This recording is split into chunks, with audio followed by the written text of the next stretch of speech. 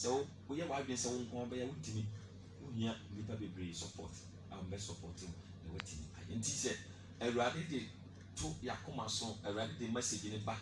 Say, a young bee will be any obinia. Find out if any day. Oh, you want a song. Sir. And apostle, maybe say, inti Sabia about you say, maybe up a only obi and your collabwa. Why now, if you are in him to need when I will need chin and wow, better say, only in a very collabo. I don't forget because you are known to far. In fact, I'm moving a year to my year past. Ghana. And then you make us a young to a yamiasam. And now you train a tea, we are soft for who be a young to me. It's the same.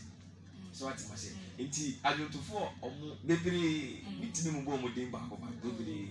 It's in Yammy to Yakomaso. Now, you see a name to me and young or more, and I am one or your bomb pioneers rather than go ahead. Then continue your day. And one, apostle says, and Yammy go ahead or bear a continue, Nadia, and Yamin so at the caption is say, Corner we are Smith, Koya. No, and I obedi a tree. Now, Pastor one says, Siano, in your tuning, almost to you, be on more. Becca said, they be in your autumn, or face for his problem be brave. Go say, and thou say, and they are releasing your problem, saying, I'm a facing. Now, Pastor 50 brow will release you our born, and I will share your massive. What facing problems be your life was. Oh, what you say, Yame, in fact. Juma in Shamunsa, I'll be specific problem. Unti and wow and free. Answer a rarity with the Bemma woman. On one Casancasa account. Yamia Juma, in fact, challenges the very but that is why I almost say, Obi or Bashasi, or Shasi come. But Umusa challenging is a bape. Umusa in a bomb. Name one, no way. What experiences are there? Ghana, a so for any annual to form, ye and Yamana, ye will be over. Challenges can back from a yes, a bope, not the machine, no child. So what's my but the only person can say, a rally be shown, say you are, or no the one who then a Sunday mom, or no the one can deal in the camp at the mom. Because answer the rally be a radio who says I didn't in the the radio who said, I didn't know what they shall want some. Who one more day they bet my sadia, anything about the young. Ministry will challenge you. Even a radio woman casa will be facing challenges, will be facing problems. But upon in action, a radical. Sikasim and even a Juma we want a Juma, in fact, a Juma Cassia. It is a radical from Mount. Now say we are wide in Sapo Bay. Who be free? In Shassin obey and come, go to do a boom safi. And they are not so for when you mean Chawan will be say once a walker son Oka semi says Sika Sema Fanonson. I just say Yame Abim. Now maybe say, oh, manager, and now say one Casana, a Banisika Sema, one now, Wabo Bibiano. Okay, so far now the young manager, a young Casana, yeah, directly on Kakra, and then riding some blue and a body, a quick cracker. Indeed, so far for a first album, my idea, young Casana, yeah, promote Yadia Kakra, Yanya Upiasa. Okay. Na apostle won say obi wo hono ma enyon to no obeka say nyame achede e na odi ache no nti me bisa say nyame eche onyon to say wo to nyom kama yi say wo de toto abrabo wankasa wabrabo ho a etsen. Okay, I am normal. Because when we say Erade Nyankopon onimye and bibia no wura bibia mu a enye se wura mu na ade no wanya ne se de wo pen. In fact we be face challenges nkete but wo no Erade de ama wonti enye den ya obeye mo na wo ye ko wanim no na Erade Nyankopon so wo ye ko na unya experience wo ye ko na usua ade wo ye ko mo se wo be mu osi akwan ene akwan gudo bebere di be du ba bi no mo se wan kasa One near sending I was said 1 year there, 1 year far. So far, a womb sending a canon, but a radical cry. You bet in could do. Okay.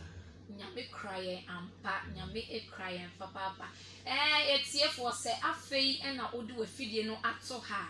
Aha eye filler radio na eye mid morning twumedie na wasugusu amotie na and the Apostle Gordon Esuma or your gospel musician na we release one album na enwom no so na yebo e de twemo no ono na owofi ha ye no e twetwe nkomo de ayi na Apostle me pacho me pese me misa say sesi anu o se na wa hye enwom to ase obi wo no ma o hye enwom to ase no on two kwan call baby bebre enkonko perform ye na me bisa say what to kwan sa ana nkofo invite wo sorry ana mo party bi ase say bra be perform mo ana. Okay, so far enyum to de ye gina sorry bebre atoto to nyum anya kwanya peti ase ne kind of send e kind no but according to say bia wo two kwan afro brain akwa bruche ni ende yenye bibia asa nyame beye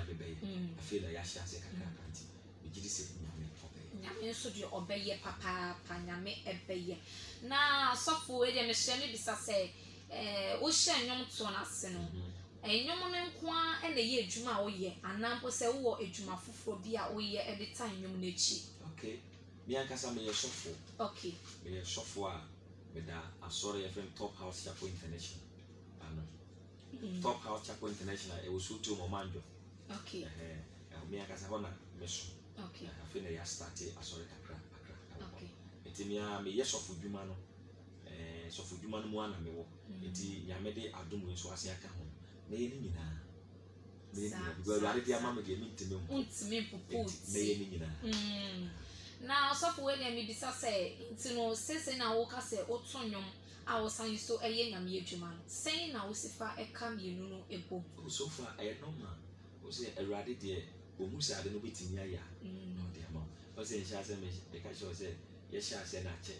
Enyo ministry de ye wom ye ne asofo mpanifo mo ne manenam.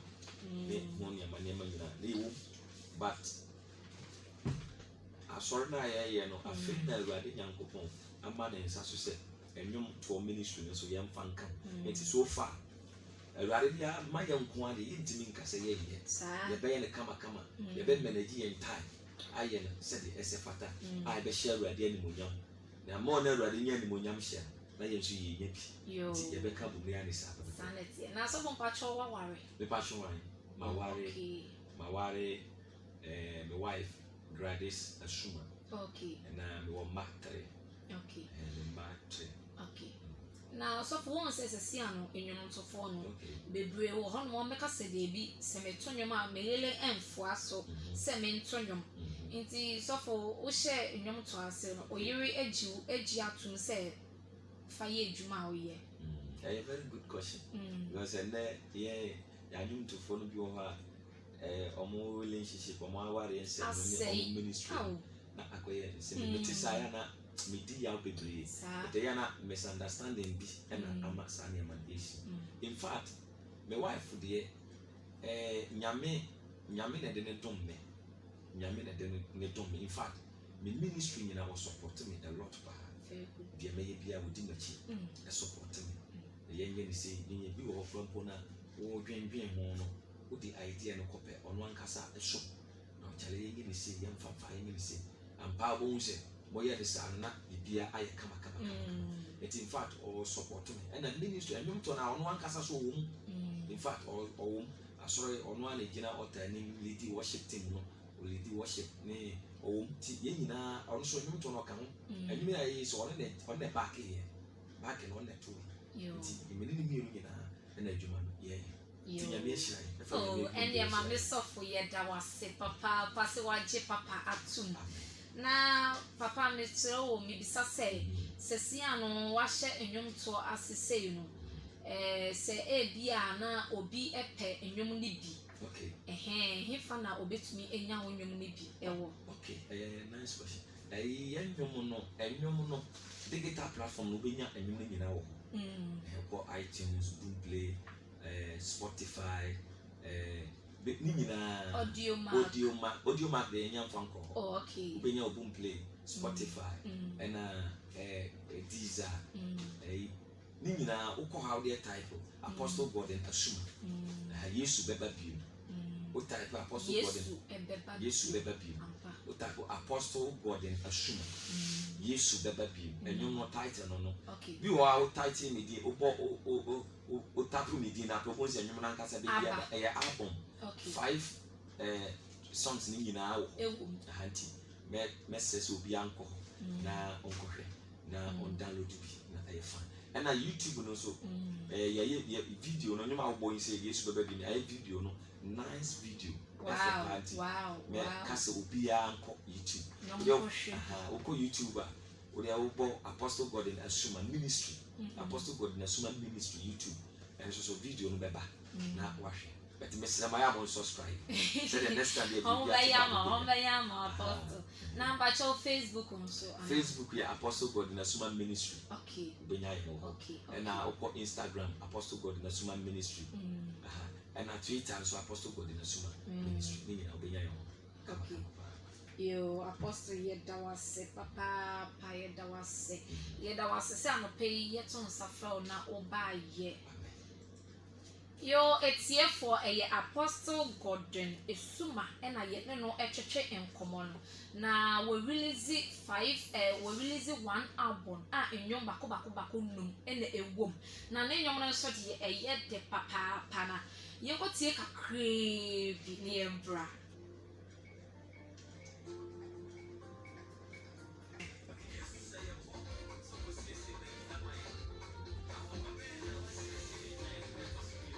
Enche obeba hallelujah amen. Oba Yesu do yenti oba sasisu osheye mbobise okusisi bebi amaye na se wo sisi ria oba saya befainu ononna oba aye rediana.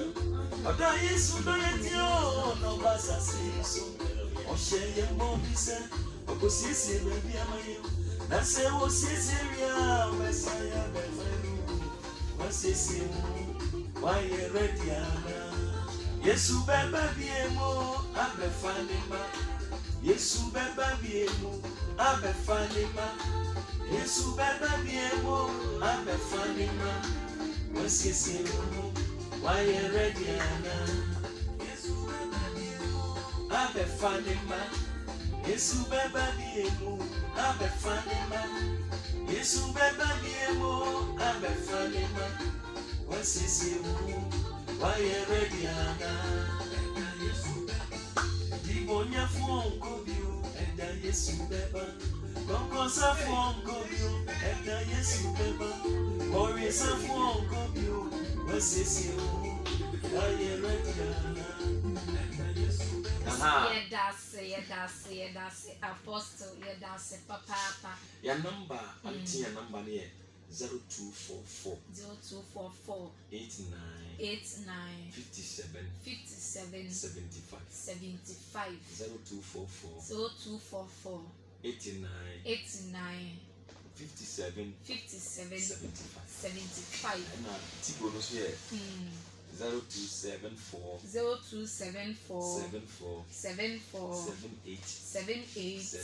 78 Apostle na me ye de Apostle akasa nti etiefo mesremo Apostle number mienu no na ode atudwa na me san esi number no so epiem 0244 895775 mesro for Apostle Junedie bia udi say ye graduation Apostle we de mesro ansa na obekọ